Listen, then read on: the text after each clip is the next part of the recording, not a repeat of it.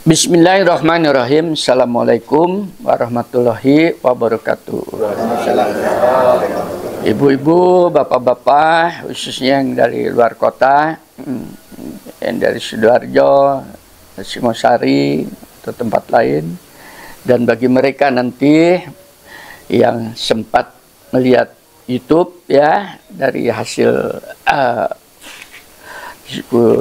pagi ini, semoga kesejahteraan atas Anda semua, dan dari tempat jauh saya doakan Anda, semoga Anda tiap langkahnya diberkahi oleh Allah. Pagi ini di taman ini Baiti Janati taman surgaku ini ya, yang kecil ini tadi. Kenapa saya dikatakan taman surga? Karena salah satu ciri daripada surga itu adalah cahaya ya. Karena dari rumah ini saya pancarkan cahaya ke seluruh penjuru dunia, yang langsung bapak-bapak, ibu-ibu, yang tidak langsung melalui program YouTube. Cahaya apa? Cahaya firman Allah yang saya keluarkan dari lisan saya itu meluncur, semua ini adalah firman ilahi ya. Jadi saya menggunakan referensi Quran, kemudian saya uraikan dengan menggunakan referensi pengetahuan yang saya dapat dari ilahi melalui pendidikan saya ya, itu tadi, dan pengalaman hidup saya yang sudah 70 berapa tadi? 27 atau 76? 76 tahun itu sudah sangat melelahkan. Insya Allah banyak pengetahuan di situ yang saya timba ya.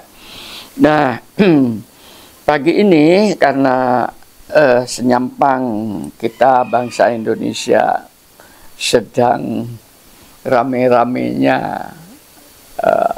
mau ulang tahunnya ya, kemerdekaan Republik Indonesia yang keberapa? 79, hampir satu abad ya, 79 tahun itu tadi.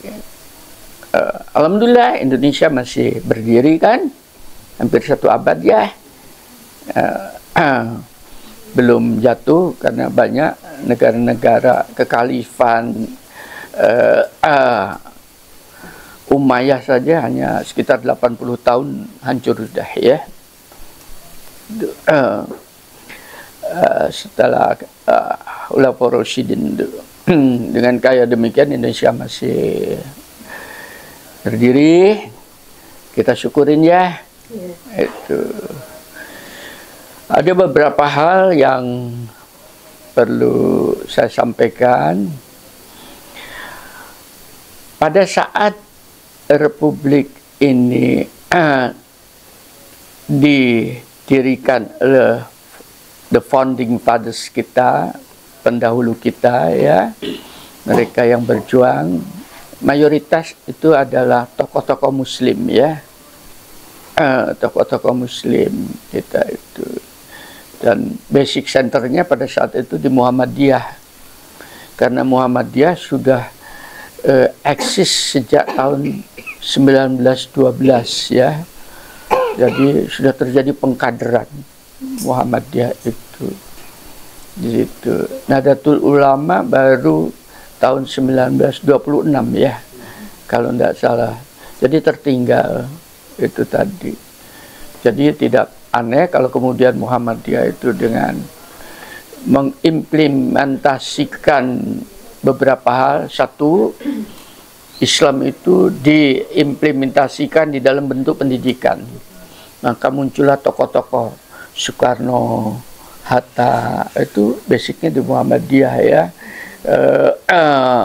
Haji Agus Salim ya, tokoh-tokoh itu yang belakangan saya pernah tahu, waktu itu saya masih mahasiswa, Pak Natsir dan sebagainya itu ya. Saya Kasman Singodebinco itu kan tokoh, basicnya mereka tokoh-tokoh pendahulu. Saya pernah tahu mereka karena pernah mendengarkan saya ceramah mereka walaupun saya masih muda. Nah, akhirnya tokoh-tokoh yang tercerahkan itu, ya sebetulnya Belanda kecolongan lewat itu, ya kecolongan sebetulnya, sehingga mereka memunculkan gerakan di bawah tanah karena belum ada republik kan, yaitu pencerahan dari dakwah ke dakwah. Nah, sehingga tidak aneh kemudian tahun 45 itu begitu dipromulgasikan udah muncul tokoh-tokoh yang begitu punya kekuatan ruhul jihad, ya, perjuangan yang bukan main. Semoga mereka diampuni kesalahannya, ya, diterima sebagai jihad perjuangan, ya, untuk mereka, ya, tanpa melalui mereka Allah ya itulah Bapak, sehingga muncullah akhirnya proklamasi oleh Soekarno-Hatta itu diproklamasikan pada 17 Agustus 45, proklamasi, ya, gitu ya.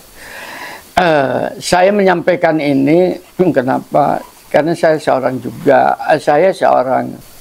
tingkat manggala saya ditatar tentang itu di Istana Presiden di Bogor. 2 minggu saya di sana, ya, untuk tingkat manggala yang tanda tangan juga Pak Harto pada saat itu. Tingkat manggala untuk menatar yang lain itu, sehingga dengan demikian Republik ini adalah sebuah kurnia, ya, bukan main itu. Mari kita peliharakan, ya.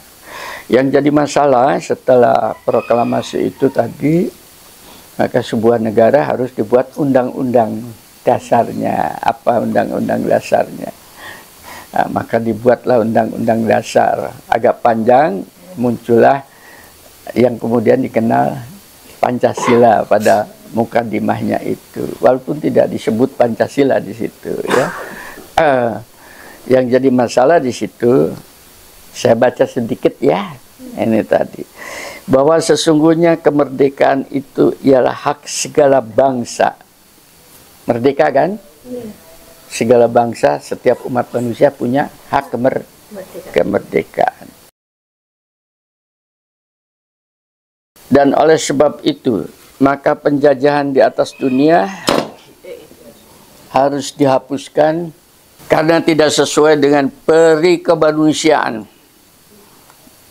dan peri keadilan. Ini namanya humanity, ya, kemanusiaan, humanity, tidak sesuai itu. Dan perjuangan pergerakan kemerdekaan Indonesia telah sampailah pada saat yang membahagiakan, dengan selamat sentasa mengantar rakyat Indonesia ke depan pintu gerbang negara Indonesia yang merdeka, bersatu, berdaulat, dan adil dan makmur. Jadi pada mukadimah itu baru sampai kepada pintu gerbangnya. Ini masalahnya. Pak, apakah Indonesia sudah merdeka secara ilmu tata negara? Halo, ya, sudah merdeka, ya, karena sudah diakui dunia. Di situ ada undang-undang dasar, di situ ada bangsa, dan di situ ada batas negara. Makanya waktu di PBB ditanya apa batas negaranya, di batas negaranya ya Hindia Belanda. Halo, makanya kenapa Papua Barat masuk ke Indonesia, karena oleh mereka sendiri. Papua Timur itu Inggris, ya, itu mereka sendiri. Kalimantan Utara oleh Inggris dibatasin, ya, yang di utaranya tadi itu masuk Malaysia kan gitu. Maka Indonesia komplain, ya ini karena sudah tidak ada hostnya, Belandanya, Londonnya pulang, maka menjadi sebuah daerah yang kosong, ditemplin oleh bapak-bapak ini, ya, pendahulu itu tadi. Hanya masalahnya baru sampai kepada mukadimah proklamasi. Gitu loh. Bahkan sudah ada presiden-presiden secara negara begitu.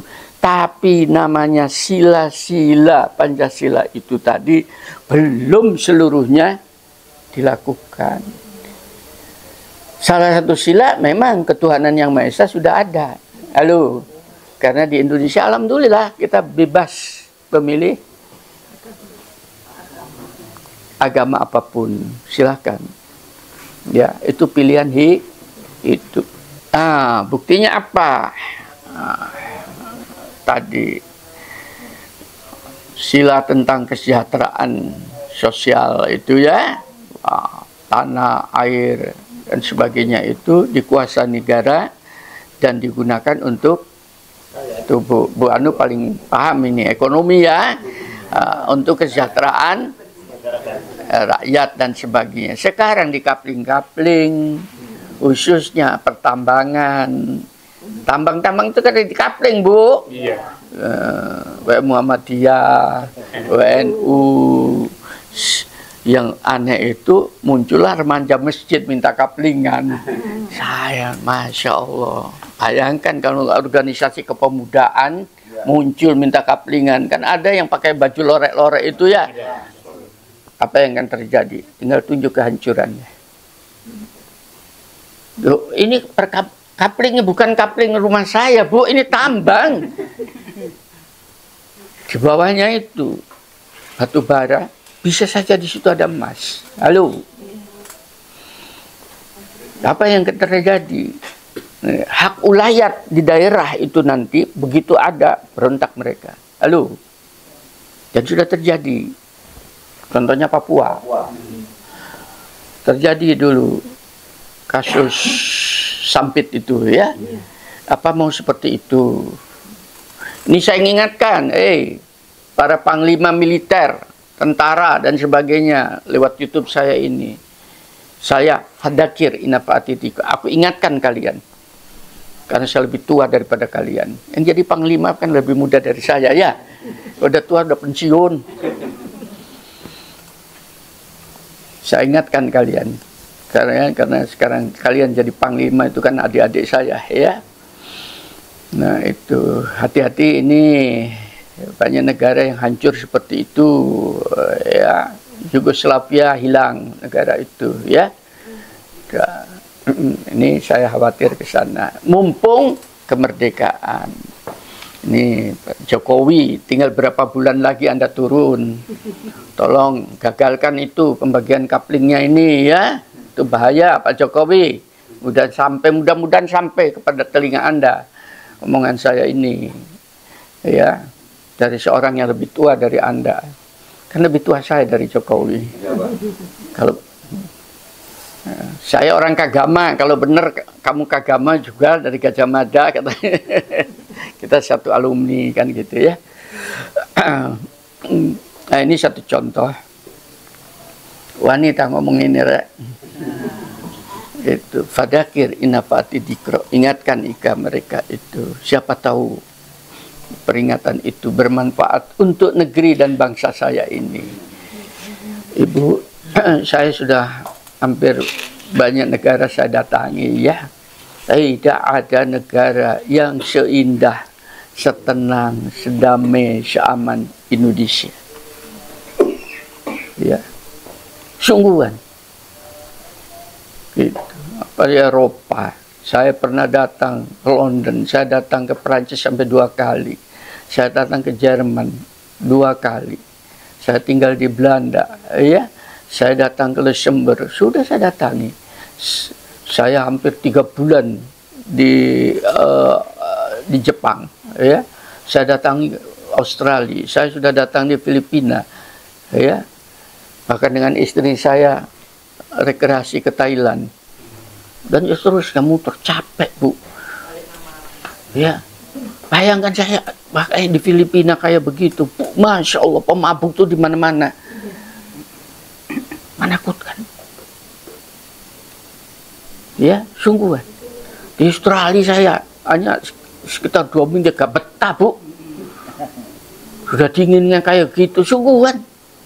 Indonesia kan enak, bisa OT-OT ya. Fabi ayyi ala'i rabbikuma tukadziban. Negara mana yang akan kamu ingkari setelah aku berikan negara Indonesia ini kepada kalian? Anak bangsa. Anak bangsa. Jangan suka bertengkar. Mau Bu jadi bangsa Arab? Enak. Panas, orangnya keras ya. Sungguhan bangsa itu keras Bu, egoisnya tinggi. Ya. Ibu-ibu nggak bisa shopping sembarangan itu, nggak bisa nyopir mobil. Itu yang pertama ya.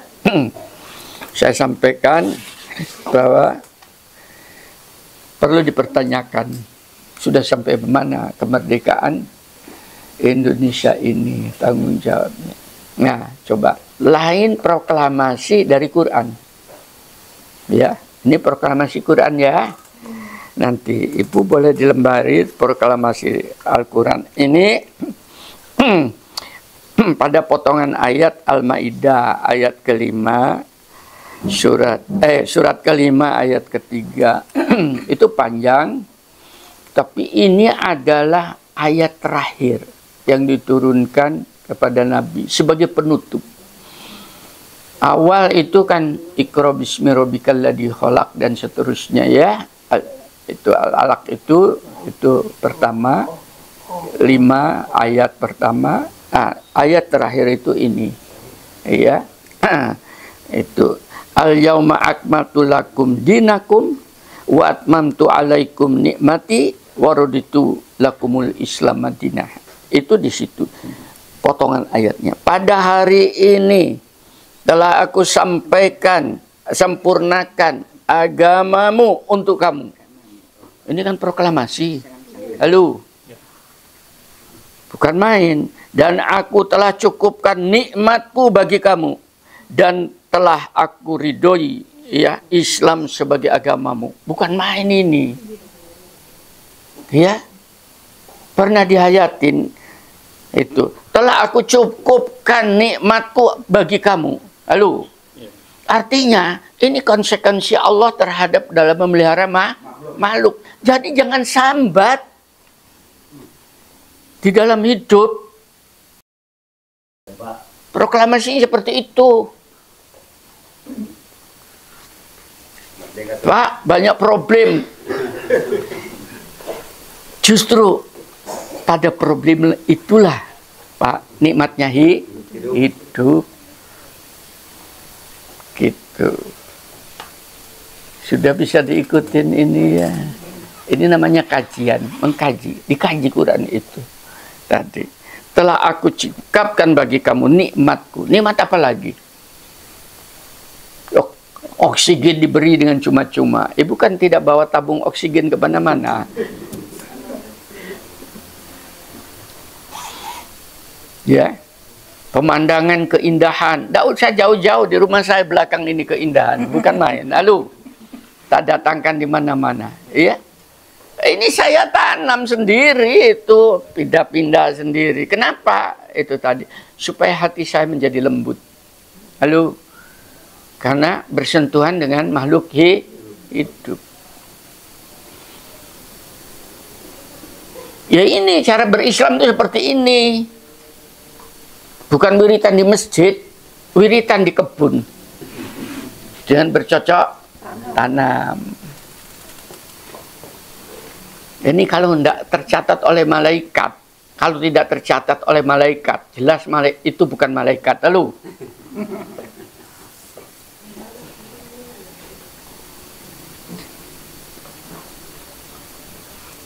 bisa diikuti nikmat ya? Ya.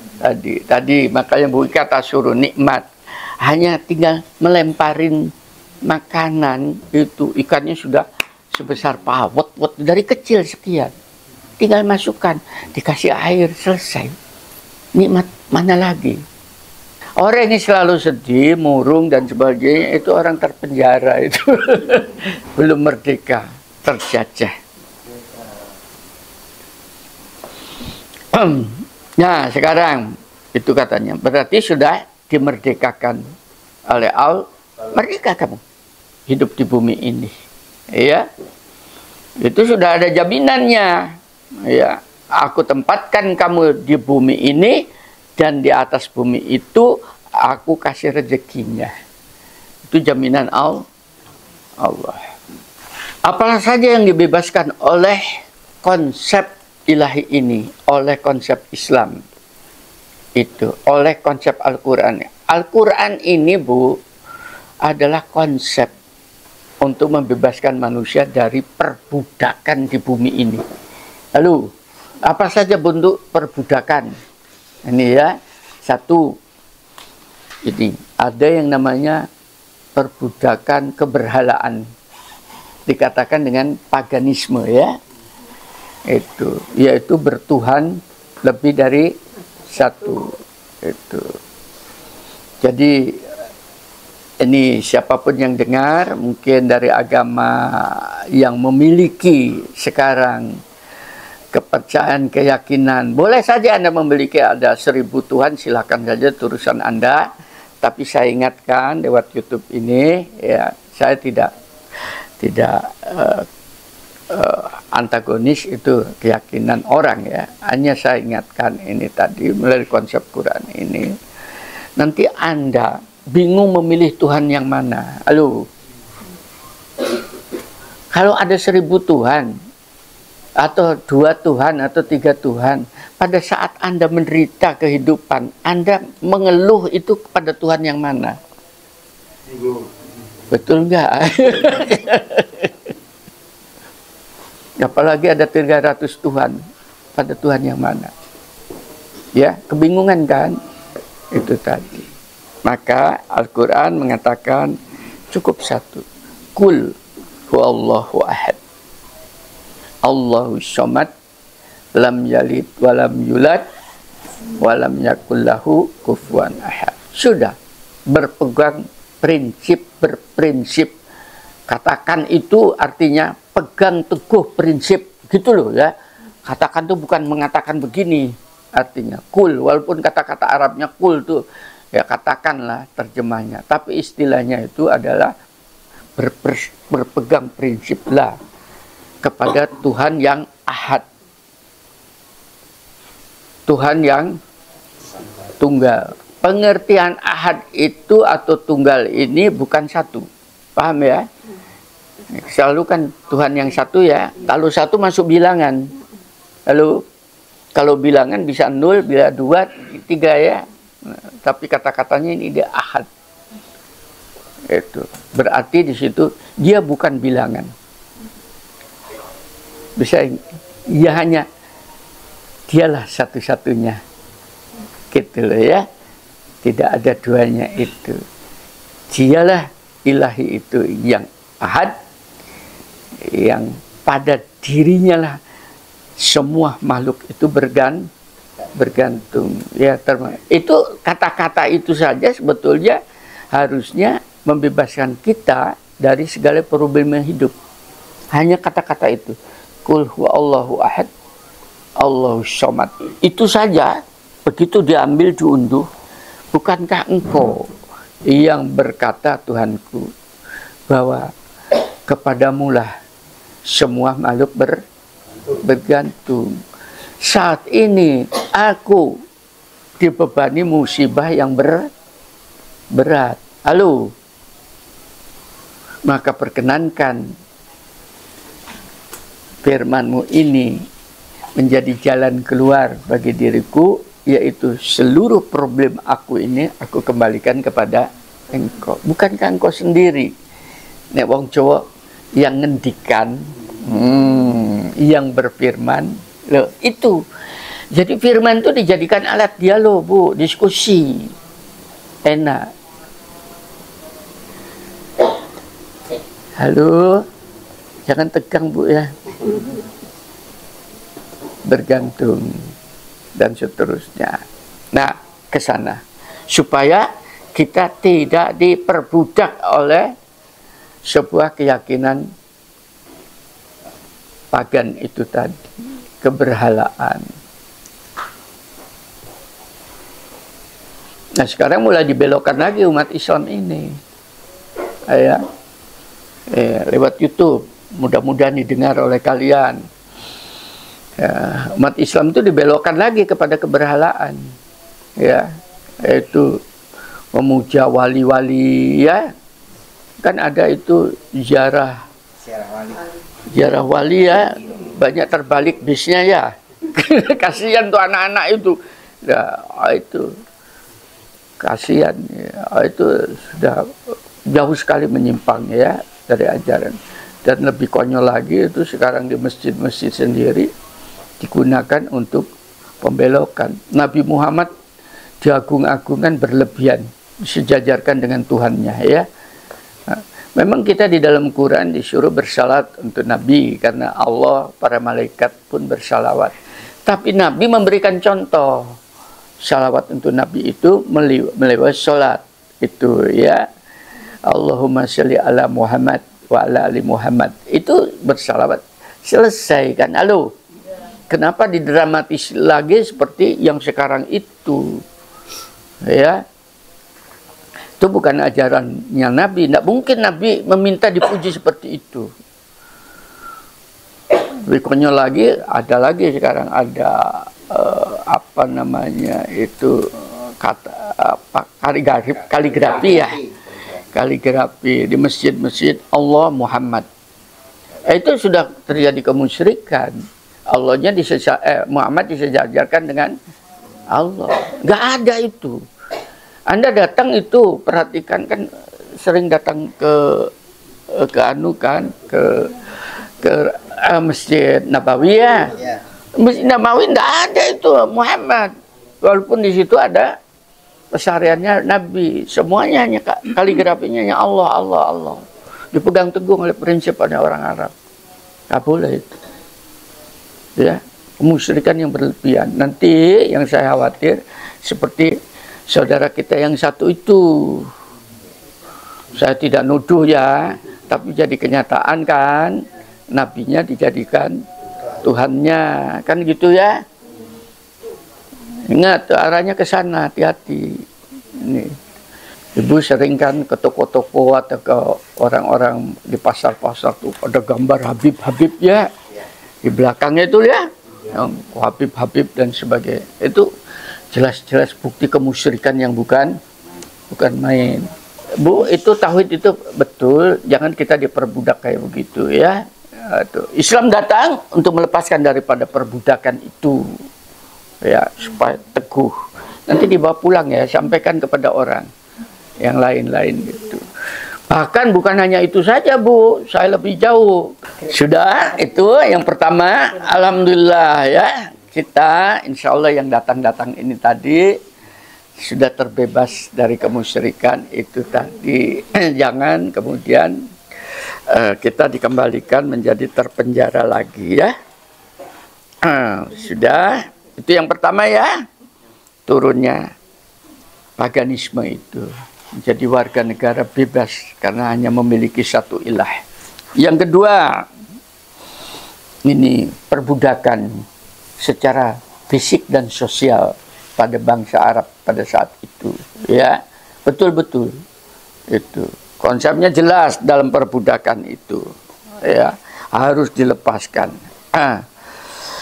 Apakah ini, Anda silahkan saja nanti di dalam surat Al-Balad mulai dari 10-12. Tahukah kamu apakah jalan yang berdatar dan sukar itu? Berat, ya, yaitu melepaskan perbudakan. Coba bayangkan. Begitu Rasul itu melepaskan perbudakan dicontoh oleh dirinya sendiri, yaitu Zaid itu, ya. Itu kan anak angkatnya Nabi, ya. Tadinya budaknya istrinya Khadijah, ya, terus dilepaskan dijadikan anak angkat itu, dikasih contoh langsung semuanya. Bilal itu yang kita tahu cerianya, budaknya perbudak karena kata-kata ahad, akhirnya ketemu Abu Bakar, ditebus, ya, dengan berapa puluh ekor unta, sudah saya tebus gitu, ya. Lepaskan perbudakan itu, dia jadi warga negara bebas. sekarang namanya naik ke langit menjadi muadzinul rasul. Halo, dari budak dinaikkan oleh Allah, ya. Bukan banyak seperti itu, budak-budak dinaikkan oleh Allah. Kenapa? Karena itu hak asasi manusia, ya, tidak boleh memperbudak orang. Tapi dalam zaman modern hanya perbudakan, ya. Itu yang kemarin itu yang namanya tenaga kerja keluar itu, ya, di sana jadi budak-budak, Bu. Tuh, kasihan, ya. Bahkan buru-buru kan jadi budak. Dibayarannya 1.300.000, jadi budak. Sementara bos-bosnya bayarannya ratusan juta, kan gitu, ya. Nah, ini banyak saat ini. Islam datang untuk membebaskan gitu. Kenapa? Mengangkat harkat manusia. Tuh. Republik Indonesia, tolong pelajari ini, ya.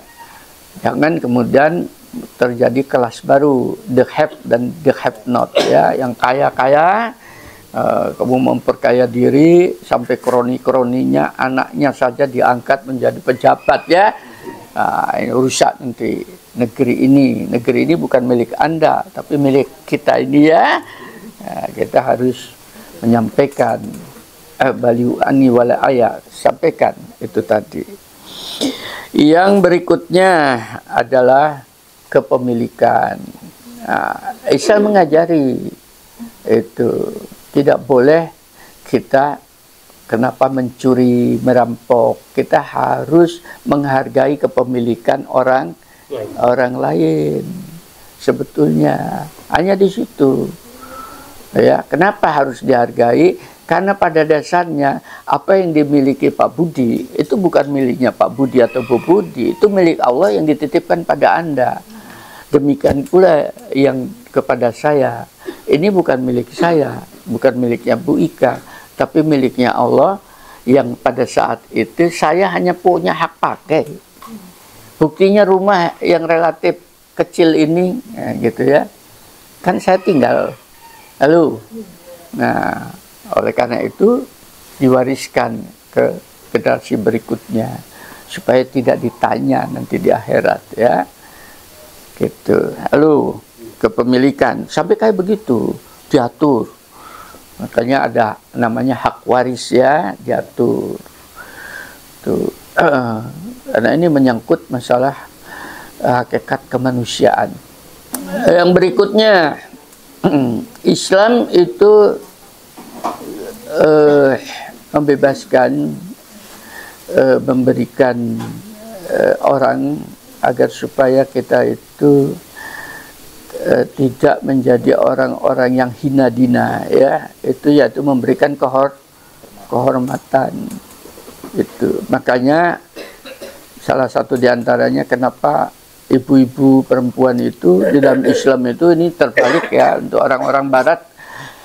Siapa mereka yang tinggal di Barat itu, Anda keliru mengatakan Islam itu tidak menghargai hak wanita. Justru Islam itulah dalam merupakan Quran itu menjunjung derajat wanita, ya, itu kehormatan wanita. Sampai Rasul mengatakan surga itu ibumu itu, ya, itu kehormatan pada wanita. Ini jangan dibalik.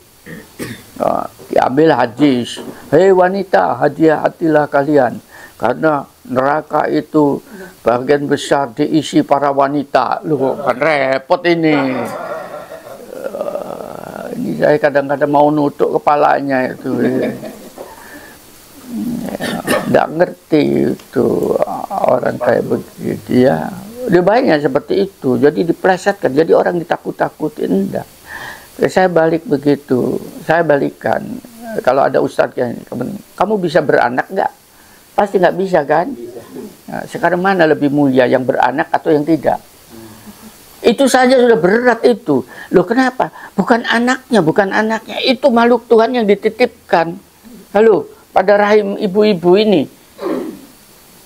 Loh, itu bukan anakmu, Le. Tapi itu adalah miliknya Allah. dititipkan karena tidak bisa ditaruh di peti kemas, Bu. Iya, sampai sekarang itu, Bu, hanya terjadinya okulasi ya, jadi pembuahan sperma dimasukkan pada ovum itu di dalam cawan Petri bisa, Bu. Paham ya?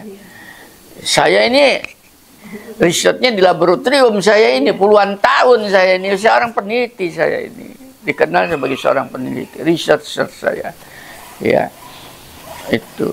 Itu jadi ovum di situ dititip, disuntik, dimasukin sperma, sudah jadi embrio. Masalahnya sekarang embrio untuk hidup ini tidak bisa ditaruh di cawan Petri. Sampai sekarang belum ada tempatnya, hanya bisa ditaruh di dalam rahimnya ibu. Coba bayangkan, bukan main. Makanya rahim, dikatakan rahim, yaitu rahimnya Allah. Hormati, apa bukan wanita itu yang perlu dihormati, kehormatan pada wanita. Kalau ibu-ibu kemudian wanita itu kemudian disuruh pakai jilbab, hijab ya, namanya hijab, Bu, bukan cadar loh ya, hijab. Tidak ada perintah bercadar, lalu tapi berhijab, dan hijab juga yang beroveracting. Yang penting itu ditutupin sampai itu saja, lalu selesai. Dan itu pun bagi mereka yang sudah akil balik, sampai mereka yang sudah tidak mau kawin lagi. Jadi seperti orang tua-tua ini tidak berhijab tuh tidak apa-apa di dalam Quran. Quran loh yang mengatakan, bukan saya. Justru sekarang mbak-mbak tua-tua dikongkon pakai cadar. Lalu nggak pakai cadar aja nggak menari sudah.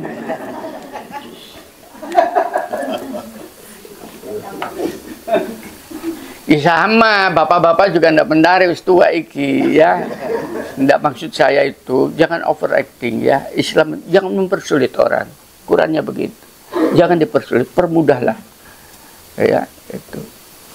Nah, itu sebagai sebuah contoh kehormatan kan. Kenapa itu? Karena pada saat itu ada sebuah gejala sosial. Kenapa sampai turut ayat itu, di mana muslimah itu dilecehkan oleh orang Yahudi, paham ya? Ditarik anunya gitu, paham ya itu. Dan terjadi pada saat itu gejala politik, yaitu peperangan, supaya jelas. Jadi aspeknya ke sana. Dan itu bukan sebuah kewajiban, halo, tapi itu adalah sebuah kehormatan. Ya kan beda. Kalau kewajiban, kalau nggak dianu dapat siksa, nggak ada risiko. Paham ya? Kalau mau dapat pahala, nggak ada, Bu. Tapi sebuah kehormatan. Pada ayat yang kedua itu katakan kehormatan itu. Apabila mereka itu tidak masih mengenakan, ingin menjaga kehormatannya, ya tidak apa-apa. Saya ngomong Quran, referensi saya Quran, tidak pada yang lain. Saya teruskan ya. Pemilikan kehormatan. Yang berikutnya mengajarkan Islam ini buat hati-hati ya gitu, agar supaya gitu lepas daripada makanan-makanan yang tidak layak makan ya, yang dikenal dengan haram. Katanya haram ya, kita disuruh makan yang baik-baik, halalan thayyibah. Kenapa? Tadi itu karena setiap makanan yang masuk ke dalam diri kita itu akan jadi darah. Itu kan proteinnya, itu protein akan menjadi daging. Itu maka berhati-hati, itu darah daging yang diambil dari makanan-makanan yang ingin dibebaskan supaya tidak ada penderitaan pada kita ya, bebas. Insya Allah ibu-ibu, bapak-bapak, hampir mayoritas umat Islam di dalam makanan ini relatif ketat ya. Saya senang. Sehingga sekarang kan sudah umat Islam bisa menuntut di negara-negara maju tentang di restoran-restoran makanan halal sudah di mana-mana ya. Di Jepang juga begitu ya, sudah di mana-mana halal sudah ada tulisan gitu, sudah menginternasional dari firman Tuhan itu. Makanya bertebaran Ibu tadi. Dulu di Thailand saja sulit saya, sekarang sudah bisa dilihat, sudah bisa ditunjukkan. Saya masih ingat itu profesor saya di Belanda pada saat ada party gitu, pertemuan gitu, dia datang ke saya, katanya, kamu jangan makan ini, yang ini boleh. Sampai gitu ketatnya dia. Padahal seorang non Muslim ya. Kenapa kayak begitu? Di situ mereka respectful, mereka menghargai orang. Tolong, itu kelebihan mereka di situ. Ya. Kehormatan makanan tadi. Dan itu jelas, maka hendaklah manusia itu memperhatikan makanannya. Ayat kan itu. Di sini bukan masalah siksa atau tidak. Itu untuk diri kita sendiri. Masih banyak makanan. Yang berikutnya, kita dibebaskan daripada permusuhan. Apalagi pada saat itu bangsa Arab itu bermusuh-musuhan. Nah sekarang di dalam zaman yang sudah merdeka ini, Indonesia itu tingkat untuk permusuhannya itu tinggi, saya beritahu. Kenapa? Karena suku bangsanya banyak, paham ya? Karena tingkat sosialnya tinggi gitu. Jadi tingkat kriminalitas itu akan semakin tinggi kalau kita itu tidak sadar bahwa negeri ini adalah titipannya Allah. Hati-hati ini. Makanya konsep Quran mengatakan sesungguhnya orang-orang mukmin itu bersaudara. Karena itu damaikanlah antara saudaramu. Itu kalau bersisi bertakwalah kepada Allah agar kamu mendapatkan rahmat. Nah, di sini permusuhan juga termasuk di dalam rumah. Makanya jangan sering berdebat. Paham ya? Saya banyak orang telepon juga pada saya, kamu mau bertanya atau mau menyampaikan? Hanya itu saja saya. Menyampaikan pendapat kepada saya atau kamu mau bertanya? Saya tidak mau berdebat. Paham ya? Ya Prof, saya mau bertanya. Kalau mau bertanya, kamu tanya, saya jawab, kamu dengarkan. Halo. Kalau kamu mau menyampaikan, ya saya dengarkan. Tapi maaf, setua saya jangan diajarin. Karena bukan waktunya saya untuk belajar pada makhluk, sudah lewat, Pak. Buku saya sudah lelah membaca. Ya. Itu. Saat waktunya saya ada belajar kepada ilahi pada firman-Nya ini. Banyak yang belum kita sempat satu persatu dibuka. Selama ini umat Islam kan hanya dilakukan, tapi belum pernah dibelajari, dikaji. Padahal kalau dikaji itu bukan main. Ya, itu. Jadi saudara. Jadi ada Pak Puji. Pak Puji saudara saya. Pak Mudi, Bang Mudi, saudara saya. Makanya hilang lama terpenuh. Gitu lur ke toko. Alhamdulillah. Ya, aja hilang. Mumpung aku cek urip. Ya, ini saudara tadi adiknya Bu Rizal, makan tak golekinan di hari iki. Ya, jadi saudara ya, dan seterusnya. Persaudaraan, kita datang di tempat ini adalah sebagai bukti brotherhood, persaudaraan. Insya Allah disaksikan oleh yang di langit. Oke. Kemudian yang berikutnya, kita tidak boleh ya supaya bebas daripada kriminalitas, khususnya pembunuhan dan sebagainya. Tidak boleh ya. Dan ini sudah menjadi doktrin seluruh bangsa, ya, di mana-mana diakui. Yang berikutnya adalah, maaf ya, ini tolong dipegang. Islam itu membebaskan Anda kebebasan untuk beragama, kepercayaan apa saja. Paham ya? Kebebasan loh ini, bukan salah benar, beda. Salah benar itu masuk dalam ilmu hukum, tapi kebebasan dalam pilihan. Dan ini disampaikan di dalam surat Al-Kafirun. Iya, di bawahnya itu ada lakum dinukum walyadin. Itu pilihan kamu sendiri-sendiri. Maka kamu yang akan menanggung resikonya. Makanya kita tidak boleh berbangga kemudian mengkafir-kafirkan orang, tidak boleh.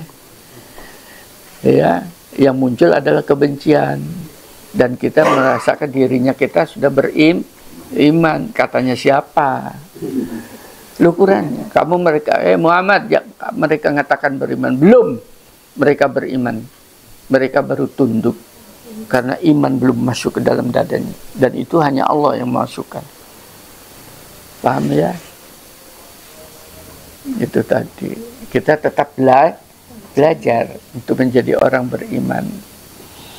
Tolong ini, dengan demikian kita bisa bergaul dengan siapapun itu dengan menghargai. Nah, konsep ini yang dianut, walaupun di dalam meresahnya Pancasila, ketuhanan yang Maha Esa itu ya diambil dari surat Al-Kafirun ini tadi, ya.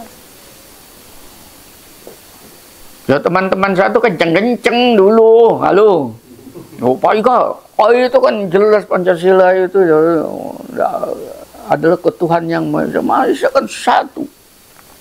Yang berarti yang lain tidak diakui. Tidak gitu mas, nanti filosofisnya tidak begitu. Ya, ini surat Al-Kafirun tadi. Supaya kenapa bebas begitu? Supaya kita bisa bergaul dengan secara luas. Yang berikutnya, kita dikasih kebebasan untuk berbuat apa saja. Ini loh, ayatnya begitu. Al-An'am, surat ke-6, ayat 135. Katakanlah, wahai kaumku, berbuatlah kalian menurut kedudukanmu. Halo, kalau saya kan sebagai dosen, kedudukannya yang berbuat ya saya ngajar. Sebagai petani saya berbuat bercocok tanam, kan begitu ya. Sebagai pedagang berbuat ya berdagang. Penjahit berbuat ya menjahit.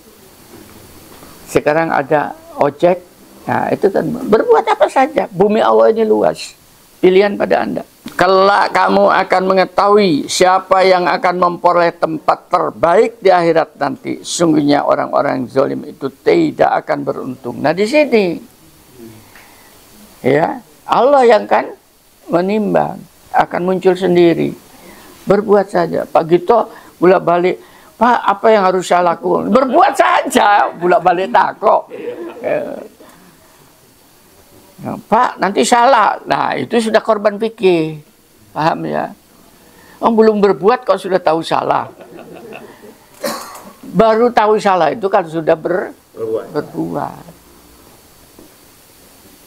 Al-An'am kan, ya itu kebebasan tadi. Yang berikutnya adalah ini, tolong, kebebasan nanti pertanggungjawaban terhadap materi yang diberikan oleh Allah kepada Anda. Hati-hati ini. Ya, Islam, Qurannya mengatakan, ya, ini dalam Quran benar. Kemudian benar-benar kamu akan ditanya pada hari itu tentang kenikmatan kemegahan hidup. Hati-hati. Iya. Ini Anda bisa baca dengan surat At-Takasur dari ayat pertama ya sampai ke 8 itu. Surat ke 102 Hati-hati. Makanya kalau Bapak Ibu melihat orang punya mobil mewah, rumah, jangan silau Bu. Ya, pasti dia tidak mengerti tentang surat At-Takasur. Ya. Ini menakutkan. Diberitahukan oleh Allah sekarang. Jadi Bu, surga itu bukan nanti. Sekarang. Kalau sudah nanti kan Ibu tidak bisa melakukan apa-apa lagi, udah lewat ya. Sekarang di mana letak anunya supaya tidak ditanya? Perintahnya begini. Boleh Bu, surat Al-Baqarah 254 nanti. Wahai orang-orang yang beriman, infakkanlah sebagian dari rezeki. Loh, bayangkan Quran ini yang telah kami berikan kepadamu sebelum datang hari ketika tidak ada lagi jual beli. Gak bisa apa-apa lagi Bu pada saat itu, ketun. Ya. Dan tidak ada lagi persahabatan. Kita sudah saling kenal mengenal. Ya. Istri suami sudah ada saling mengenal. Itu tadi anak lagi tidak mengenal dan tidak ada lagi syafaat. Gak ada pertolongan lagi. Lalu sekarang saatnya. Kok diem? Ketenggengan kata juga. Ya ini nggak pernah dikaji ini. Mau kapan? Di masjid kan hanya 10 menit, 15 menit. Ini kan pendalaman namanya ini ya. Kan ini yang ingin Ibu timba di dalam akhir hayat kita ini ya. Mau apa lagi? Semuanya sudah dikasihkan tadi. Al-Anfal surat ke-8 ya. Surat yaitu orang-orang yang mendirikan salat dan menafkahkan sebagian dari rezeki yang kami berikan kepada mereka. Nah, ini coba. Yaitu mereka yang mendirikan salat dan itu meninfakkan rezekinya. Itu dan lo ya. Itu dan. Kalau sudah dan itu berarti menjadi satu unity, satu kesatuan, bukan hanya sholat toh. Dan itu. Nah, kepada mereka yang sudah melakukan itu, apa yang akan dikasih oleh Allah? Coba. Keempatnya, Bud. Itulah orang-orang yang beriman dengan sebenar-benarnya. Nah, jadi imannya diujinya di situ, Ibu. Ya, yang satu itu keimanan tentang masalah keyakinan, yang satunya tentang keimanan materi. Karena penyakitnya menungso ndek kono. Paham ya? Itulah bakhil dan tamak itu, sumber ketamakan ya, materi itu. Terus mereka akan memperoleh beberapa derajat ketinggian di sisi Tuhannya dan ampunan serta rezeki nikmat yang mulia. Ya, ini kan informasi Allah. Masa gak percaya? Daripada ketua partai kan lebih baik ini. Aku jadikan anggota DPR nanti itu. Kan ini jelas ini. Hanya dua tadi, sholat dan infak tadi. Lakukan. Dijamin oleh Allah itu. Mendapatkan ampunan. Tanpa ngomong minta ampun diampuni. Halo. Itu dicatat Bu, dibawa pulang ya untuk sebagai oleh-oleh nanti. Ya, jadi masalah infak itu adalah dalam rangka untuk membebaskan, untuk memerdekakan kita. Ya. Tadi perumpamaan orang yang menginfakkan hartanya di jalan Allah, pasti di jalan Allah kalau namanya infak kan ya, itu seperti sebutir biji yang menumbuhkan 7 tangkai. Padi itu tanam 1 keluar 7 malai, 7 tangkai. Dan pada setiap tangkai itu ada 100 biji lagi. Ya, Allah melipat gandakan bagi siapa yang Dia kehendaki dan Allah Maha Luas, Maha mengetahui. Apa tidak ingin dikehendaki Allah? Iya. Maka itu jalannya. Pasti dikehendaki. Jadi dengan ini namanya perdagangan dengan Allah kayak begitu. Berapa kali lipat itu tadi? 1 menjadi 10, menjadi 7, 700 lipat ya, lipat bukan kali. Kelipatan itu Bu ya. Dilipat gandakan ya. Kelipatan itu pangkat. Kalau dalam matematik pangkat. Ya. Kalau pangkat itu ya 10 pangkat 5 gitu. 10 kali 10 kali 10 kali 10 kali itu pangkat. Tapi kalau 10 kali 5 itu bedanya 50. Ini pangkat 700. Anda bisa membayangkan. Ini matematik kan? Halo. Mau pinter-pinteran yang ini iki. Kebebasannya berikut adalah kebebasan dari penderitaan ya, hidup dunia akhiratnya. Makanya kita di sini oleh Allah, bagaimana caranya? Allah memberi, wahai orang yang beriman, kepada yang mengimani Tuhannya ini ya. Yang tidak beriman silakan saja. Paham ya? Bertobatlah kepada Allah dengan tobat yang semurni-murninya. Tobat semurni itu gak diulangi lagi. Yang sudah lewat-lewat. Ya. Mudah-mudahan Tuhan kamu akan menghapuskan kesalahan-kesalahan kamu. Dihapuskan Bu. Karena kita tidak bisa menghapus kesalahan kita. Kenapa? Sudah lewat. Gimana? Waktunya sudah lewat. Ya. Dan itu Allah sendiri yang akan menghapus. Bagaimana cara Allah menghapus? Walau alam. Tapi kita meyakini. Dengan menerima informasi ini saja, Ibu melihat bagaimana sayangnya Allah terhadap kita. Sebagai makhluk ciptaannya. Dan memasukkan kamu ke dalam surga-surga yang mengalir di bawahnya sungai-sungai. Bayangkan. Ini khusus untuk yang orangnya berdosa. Kan gitu, disuruh bertobat, dimasukkan surga. Itulah saya katakan, jangan putus asa. Ya, kita akan dibebaskan oleh Allah, dimerdekakan dengan bertobat. Pada hari ketika Allah tidak mengecewakan Nabi dan orang-orang yang beriman bersama dengannya. Kita tidak akan kecewa, karena diampuni. Sedang cahaya mereka memancar di hadapannya dan di sebelah kanan mereka. Sambil mereka berkata, ya Tuhan kami, sempurnakanlah untuk kami cahaya kami dan ampunilah diri kami.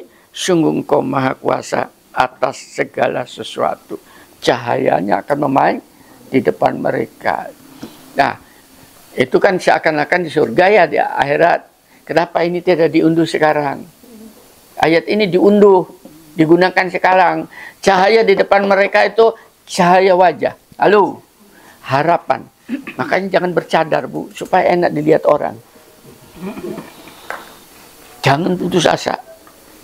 Tetap smile please. Di kanan mereka, di sini. Kenapa di kanan? Ini simbolis kanan itu adalah kebaikan. Melimpah ruah tadi, ditingkatkan tadi. Ya, sedangkan keburukan kita di sebelah disembunyikan oleh Allah. Paham ya? Kenapa disembunyikan? Karena tertutup oleh cahaya sebelah kanan. Bisa diikutin? Nah, itulah kita diajar. Makanya mohonlah akan supaya Rabbana atina fid dunya hasanah wa fil akhirati hasanah wa qina adzabannar. Minta kesejahteraan di dunia ini, kebahagiaan hidup di dunia ini dan di akhirat itu, yang dengan itu kalian akan dijauhkan daripada siksa neraka itu tadi. Mudah-mudahan ibu-ibu dan bapak-bapak yang sabar ya, yang tetap istiqomah bersama saya di dalam menggaungkan ya firman-Nya ini, memancarkan cahaya ilahi ke seluruh penjuru bumi ini. Ya, menyampaikan pengetahuan kepada mereka yang belum tahu, menjadi tahu, menjadi sebuah bukti keseriusan Anda bahwa Anda bersungguh-sungguh mencari jalan untuk pulang kepada Tuhannya. Insya Allah dengan demikian akan diijabahin oleh Allah. Alhamdulillahirabbil alamin. Assalamualaikum warahmatullahi wabarakatuh. Oke, itu dulu. Kalau ada yang mau bertanya silahkan. Udah matiin Nur.